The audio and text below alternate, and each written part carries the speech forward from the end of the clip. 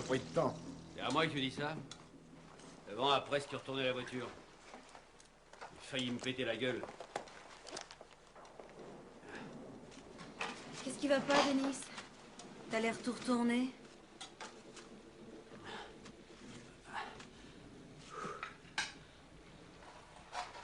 Oui, c'est vrai. Le massacre qui vient d'avoir lieu à Elko est inquiétant pour tout le monde. Quel massacre? Vous n'avez pas écouté la radio? Non. Ah, c'est comme si d'un seul coup on était en pleine guerre. Ça tirait dans tous les coins. 4 personnes sont mortes. Tout a brûlé, y compris les voitures. On a trouvé 2 cadavres sur le parking, un autre dans une salle de bain, et il y en avait un qui pensait être en sécurité en se planquant sous le lit. Mais ça l'a pas beaucoup aidé. On ne sait pas très bien qui a fait ça. Un gang ou alors peut-être un drogué en manque, pourquoi pas. Où ils sont allés? J'en sais rien. T'irais où, toi?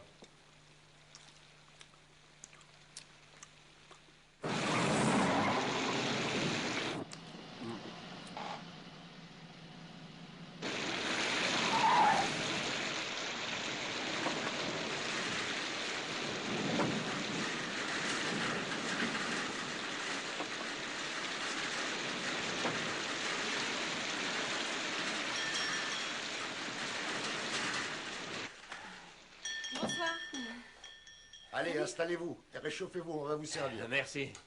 Mauvais temps pour voyager. On n'a jamais vu une tempête pareille. Vous me donnez loin comme ça? Ouais, on est d'Anvers. On pensait pouvoir atteindre la nationale et rouler de nuit. Je vous conseille pas. Avec la tempête qu'il y a, vous feriez beaucoup mieux d'aller dormir au motel près de la route. Ouais, peut-être. Vous voulez un peu de café? Vous devriez être prudent. Si vous voulez. Je vous accompagne là-bas dès que vous avez terminé. Qu'est-ce que vous en dites? Ouais, pourquoi pas. Merci beaucoup, monsieur. Moi, je voudrais un sandwich au fromage.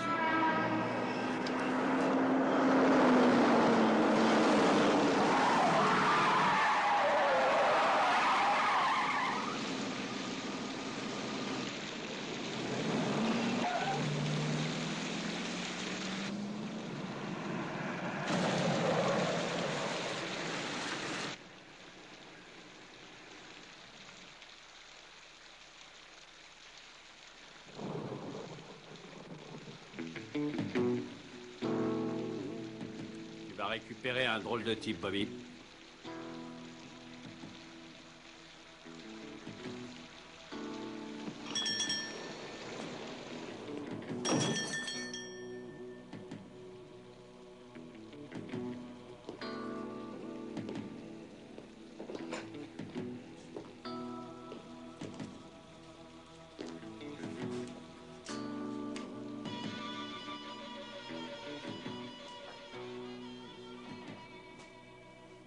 Je voudrais une tasse de café très chaud, très fort, s'il vous plaît. Tout de suite. Hé! On y est un peu trop vite avec ce temps. Oui, c'est vrai. Vous savez que vous auriez pu vous tuer? Oui, je sais.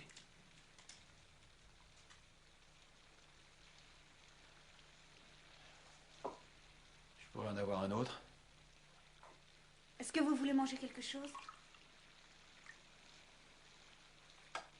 Non, merci. Allez, Denis, laisse-le tranquille, il est fatigué. Un petit steak? Non, merci. Vous avez de la bière? Désolé. Non, pas de licence. Dommage. J'aurais bien bu une bière. C'est pas grave. De toute façon, la bière, ça risquait de m'endormir.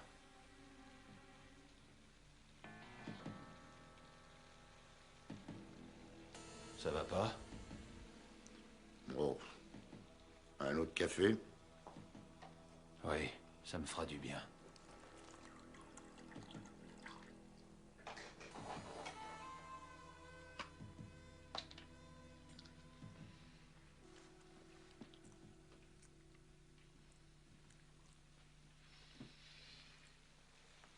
Vous avez eu ces pilules avec une ordonnance?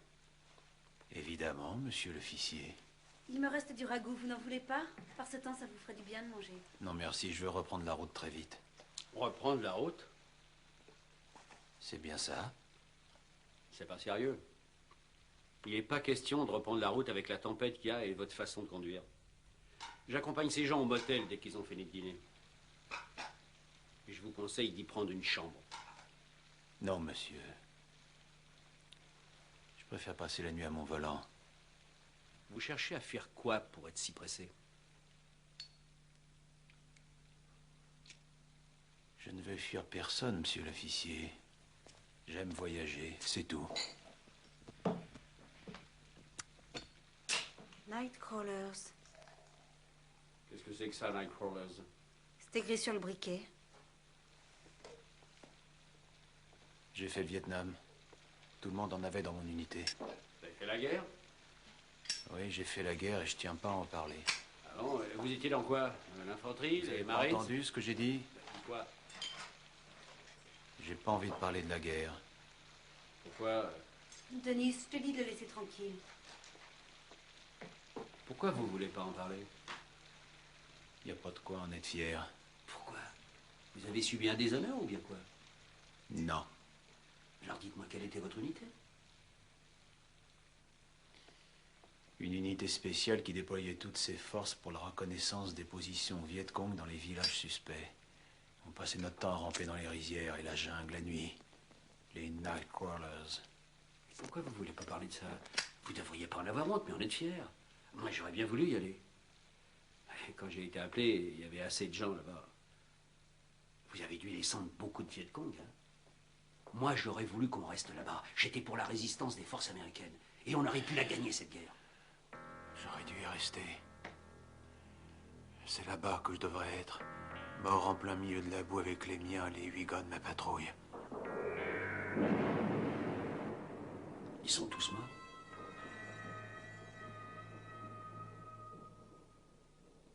Je suis désolé. Ouais, il est temps pour moi d'y aller. Je vous dois combien? 50 cents pour le café. Non, attendez. Venez avec nous au motel. Et alors, qu'est-ce que vous voulez, monsieur l'officier? Ça vous manque tellement d'avoir loupé cette guerre? Non, ça n'a rien à voir. Vous voulez que je vous parle des horreurs du Vietnam? Mais je c'est connais, ça. je sais comment c'était, j'avais des copains qui Écoutez, étaient... j'ai sauvé ma peau en marchant sur les corps de mes copains. Est-ce que vous pouvez l'imaginer? Ça sert à rien d'en parler. La guerre est terminée. Terminée. Elle n'est pas terminée. Pas pour moi.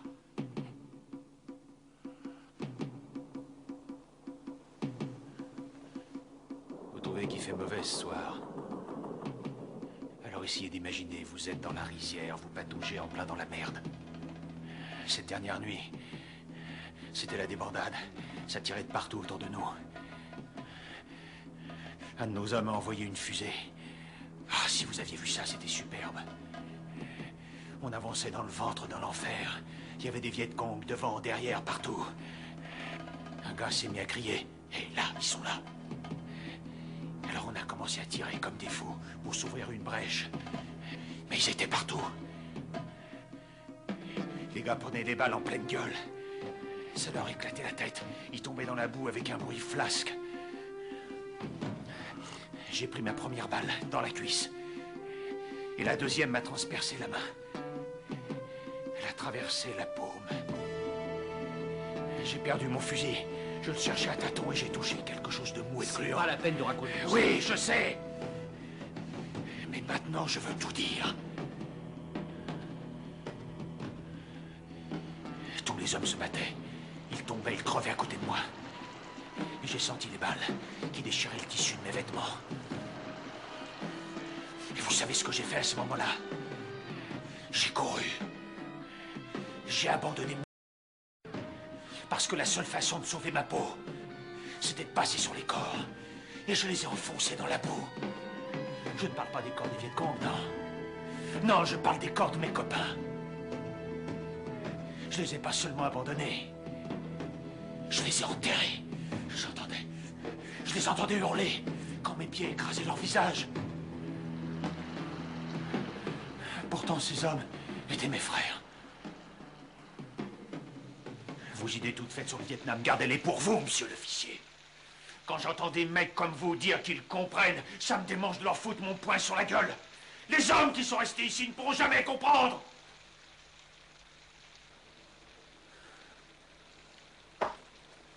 Je suis désolé d'avoir perturbé votre dîner. Combien je vous dois? Un café 50 cents.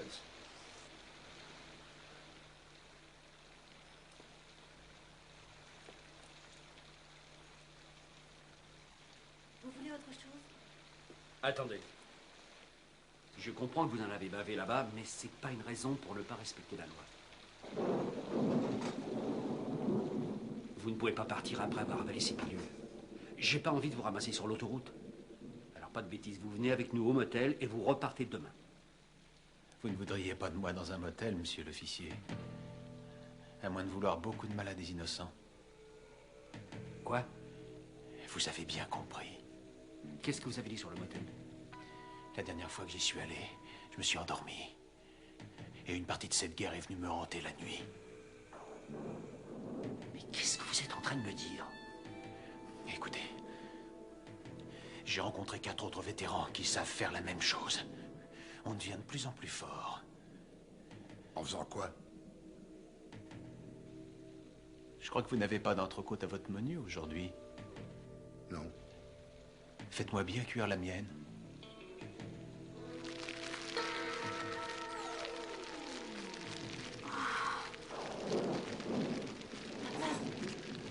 Regarde. Nous sommes devenus forts pour ça. Très forts. Bien sûr, ça ne dure pas longtemps. À moins que je dorme. Là, ça dure aussi longtemps que mon sommeil. Qu'est-ce que ça veut dire? C'est une farce? Ah, voyons, monsieur l'officier. Vous sentez très bien cette odeur. Je la sens aussi. Vous savez, un des 4 gars que j'ai rencontrés avait cette théorie. Il disait qu'on a peut-être respiré un gaz spécial. Une sorte de défoliant. Les Russes l'auraient fabriqué pour les Viet Cong. Sans en mesurer les effets sur l'homme. Oh, quelle importance. Dans ce motel où vous avez dormi. Qu'est-ce qui s'est passé? Je voulais dormir, c'est tout. Impossible de me réveiller, j'étais prisonnier de la nuit, j'étais prisonnier de ce cauchemar. Et quand je me suis réveillé, il frappait sur la porte. Il voulait arracher la porte de ses gonds pour pouvoir entrer. Et l'un d'eux avait un fusil. Et il tenait ce fusil. Et il le pointait sur moi, pointait sur mon cœur. Et je pouvais le voir, tu sais. Je pouvais le voir. Je voyais ses yeux. Et j'y voyais mon visage. Approche, tire, approche. Je suis parti. Je courais vite. Approche, approche, approche. Et j'ai continué. J'ai couru si vite. Et je courais toujours.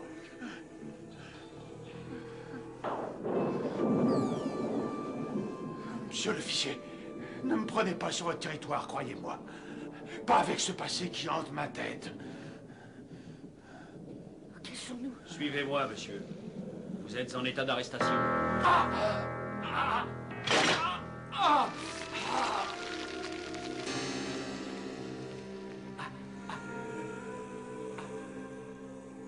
Merci pour le café. C'est rien. C'est rien.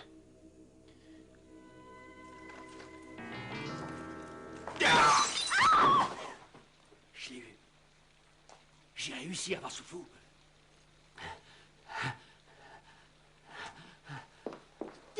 Vous croyez qu'il est mort? Allez, on s'en va. Combat comme un marteau-piqueur. Allez, viens. Ses yeux bougent toujours. Allez, debout, réveille-toi. Allez, debout, Bourgeot, qu'est-ce que c'est que ça? C'est le bruit d'un hélicoptère! C'est impossible avec cette tempête. Réveille-toi, bon Dieu, réveille-toi, mais réveille-toi.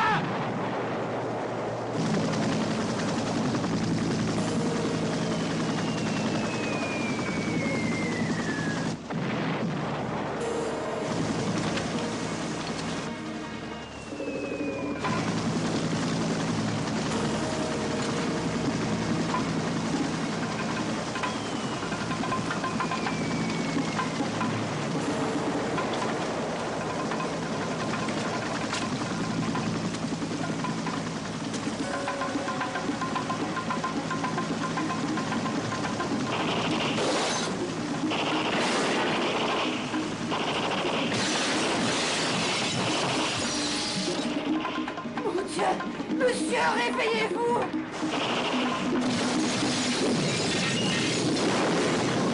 Réveillez-vous, monsieur! Réveillez-vous!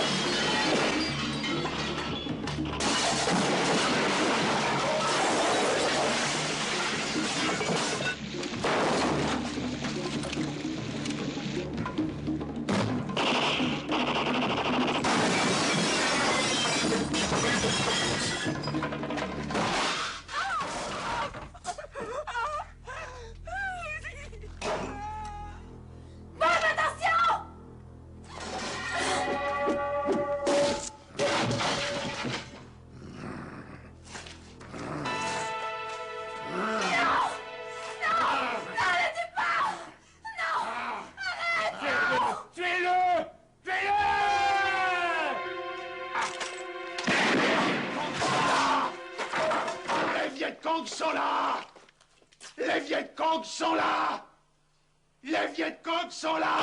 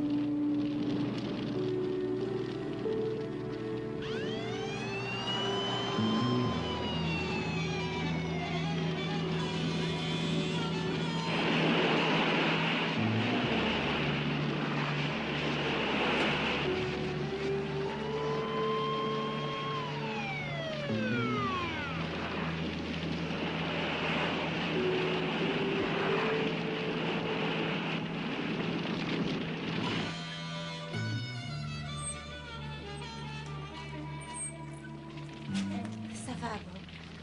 Tout ira bien, tu sais. Rice.